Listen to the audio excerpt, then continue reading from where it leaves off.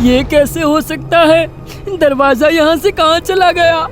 मैं घबराते हुए बोला कि तभी अलमारी से वो बच्चा नीचे फर्श पर गिर गया। पूरे फर्श पर खून बह रहा था। उसने अपनी हलचल बंद कर दी थी।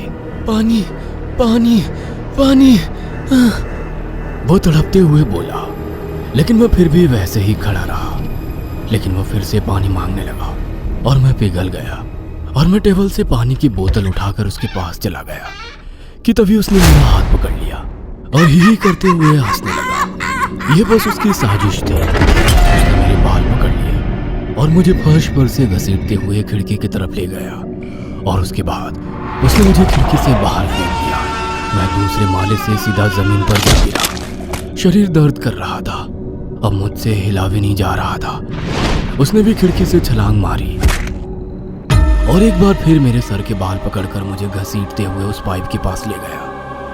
वही पाइप जो दिन में गायब हो जाता था और रात में दिखाई पड़ता था। उसने मुझे उठाया और उस पाइप में फेंक दिया। मैं चिल्लाते हुए उस पाइप के अंदर गिर रहा था और आखिर में मेरा सर पत्थर से जा टकराया और मेरे सर के भी 2 टुकड़े हो गए। मैं जोर से चिल्लाया और मैं नींद से जाग गया। मैं पसीने से तरबतर हो गया था। मैं समझ गया कि ये मेरा सपना था। लेकिन तभी उस बच्चे की रोने की आवाज अलमारी से आने लगी। वो अलमारी हिलने लगी थी। कहीं वो सपना सच ना हो जाए, यह सोचकर मैं चिल्लाते हुए दरवाजे की तरफ भागा। मैं आई बाबा के कमरे में गया और रोने लगा। क्या हुआ बेटा, तुम रो क्यों रहे हो? वो मुझे मार डालेगा आई, मुझे मार डालेगा। कौन मार डालेगा बेटा? मुझे ना आंटी से किया हुआ वादा याद था, लेकिन अब मैं इसे घर वालों से नहीं छुपा सकता था क्योंकि मेरी जान पर बनाई थी। आई, आंगन में एक पाइप है जिससे एक सर टूटा खून से सना हुआ बच्चा निकलता था और वो मुझे अपने साथ उस पाइप के अंदर ले जाना चाहता है। मैंने ऐना आंटी से ये बात कही थी। वो उस बच्चे को जानती है क्योंकि उसकी तस्वीर ऐना आंटी के साथ में है, लेकिन उन्होंने मुझे ये बात किसी को भी बताने से मना किया है। मुझे बचाओ आई, वरना वो छोटा बच्चा मुझे मार डालेगा। ये सुनकर मेरे घर वालों के तो होश ही उड़ गए थे। दूसरे दिन मेरे घर वाले मुझे ऐना आंटी के घर ले गए और उस पाइप और उस बच्चे के बारे में पूछने लगे, लेकिन उन्होंने हमें कुछ भी नहीं बताया। तब मेरी आई और नानी ने पड़ोसियों से पूछताछ की और उन्होंने जो बताया वो सुनकर हमारे रोंगटे खड़े हो गए। उन्होंने बताया कि कुछ साल पहले हमारे घर में एक फैमिली रहती थी जिसमें पति पत्नी और उनका 9 साल का एक छोटा सा बच्चा पीटर था। पीटर हर वक्त ऐना आंटी के घर जाया करता था, लेकिन एक दिन न जाने कैसे पीटर घर के पीछे वाले आंगन के बोरवेल में गिर गया। वो बोरवेल खराब हो गया था, इसीलिए उस पर एक उल्टा मटका रखकर उसे बंद कर दिया गया था। लेकिन शायद पीटर ने खेल खेल में उस मटके को हटाया और उसमें झांकते समय उसमें गिर गया। 4 दिन तक सब लोग उसे ढूंढते रहे, लेकिन पीटर कहीं भी नहीं मिला। लेकिन उसके बाद उस बोरवेल से लाश की सड़ी हुई बदबू आने लगी और उसके घर वालों को बोरवेल के पाइप के अंदर पीटर की लाश मिली। कहने वाले तो ये भी कहते हैं कि ऐना बांझ है, इसलिए उसने जादू टोना करके उसे मार दिया और उसकी लाश बोरवेल में फेंक दी। और उसका पति किसी कार एक्सीडेंट में नहीं बल्कि खुद को फांसी लगाकर घर में मर गया था और शायद उसने ही अपने पति को भी मार डाला था। तब मुझे समझ आया कि क्यों उस बच्चे की तस्वीर ऐना आंटी के साथ में थी। घर आते ही आई रोने लगी और बाबा से कहने लगी कि हमें अभी के अभी ये घर छोड़ना होगा। बाबा मान गए और ट्रांसपोर्ट लाने के लिए घर से बाहर चले गए। शाम के 8 बज रहे थे। गली से किसी की शादी की बारात निकल रही थी। जोर जोर से डीजे की आवाज आ रही थी। तभी घर की डोरबेल की हल्की सी आवाज आई। मेरी नानी दरवाजा खोलने चली गई। नानी ने जब दरवाजा खोला तो दरवाजे पे ऐना आंटी खड़ी थी। वो मेरे लिए मिठाई लेकर आई थी, लेकिन नानी उस पर चिल्ला रही थी, निकल जा डायन, खुद के पति को तो तूने छोड़ा नहीं और अब मेरे पोते को मारने पर तुली हुई है। निकल जा यहाँ से। मैंने अपने पति को नहीं मारा, मैं कोई डायन नहीं हूँ। तूने ही मारा है अपने पति को, डायन कहीं की। निकल जा यहाँ से। नानी एक बार फिर उन पर चिल्लाते हुए बोली। तब ऐना आंटी ने गुस्से से नानी का गला पकड़ा और गला घोटना शुरू कर दिया। नानी तड़पने लगी उन्हें छुड़ाने आई उनकी तरफ दौड़ी। वह एना आंटी का हाथ नानी के गले से छुड़ाने की कोशिश कर रही थी, लेकिन एना आंटी ने उसे बहुत मजबूती से पकड़ा हुआ था।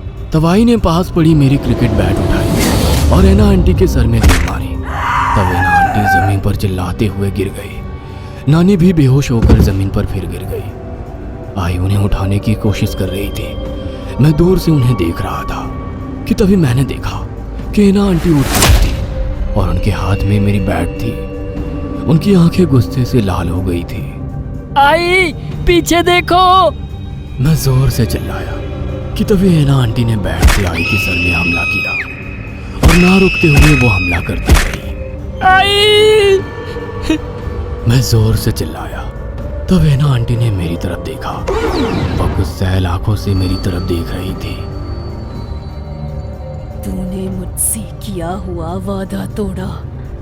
मैंने तुम्हें कहा था कि अगर तूने वादा तोड़ा तो मैं मर जाऊंगी, लेकिन फिर भी तूने वादा तोड़ा। इसका मतलब तू मुझसे प्यार नहीं करता, तुझे जीने का कोई हक नहीं। उन्होंने मुझसे कहा और वो भागते हुए मेरी तरफ आई। मैं खौफ के मारे उसी जगह खड़ा रहा। उन्होंने मुझे उठाया और जोर से जमीन पर फेंक दिया। मैं सर के बल गिर गया। मेरे सर से खून निकलना शुरू हो गया। मैं हिल भी नहीं पा रहा था। मुझे इस हालत में देख वो पागलों की तरह हंसने लगी और बोली, चल अब तुझे पीटर से मिलवाती हूँ। कई सालों से वो अकेला ही उस बोरवेल में कैद है। अब तुम भी उसके साथ वहीं रहना। उन्होंने मुझे उठाया और बोरवेल के पास ले गए। वो भूतिया बोरवेल वहीं पर था। पीटर उस बोरवेल के पास ही खड़ा था। उन्होंने मुझे उठाया और मुझे बोरवेल के अंदर धकेलने लगी, लेकिन मेरा शरीर बड़ा होने के कारण उसमें समा नहीं पा रहा था। तब उन्होंने जोर लगाना शुरू कर दिया कि तभी मेरे बाबा वहां आ पहुंचे। उन्होंने मुझे एना आंटी के हाथों से छुड़ाया और एना आंटी को धक्का मारा। बेटा, तुम ठीक तो हो ना? बाबा मेरे गालों पर हल्के से थप्पड़ मारकर मुझे जगाने की कोशिश कर रहे थे। मैं आधी खुली आंखों से देख पा रहा था। तभी मैंने देखा कि एना आंटी बाबा के पीछे खड़ी हुई है और उनके हाथ में गार्डन में पेड़ काटने के लिए रखी हुई कुल्हाड़ी है। बाबा, पीछे देखो। मैं लड़खड़ाते हुए बोला कि तभी एना आंटी ने उनके पीठ में कुल्हाड़ी मारी।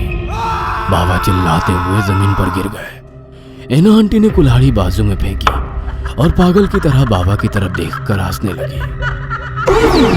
तेरा बेटा बिल्कुल इस पीटर की तरह मरेगा, क्योंकि उसने मुझसे किया हुआ वादा तोड़ा।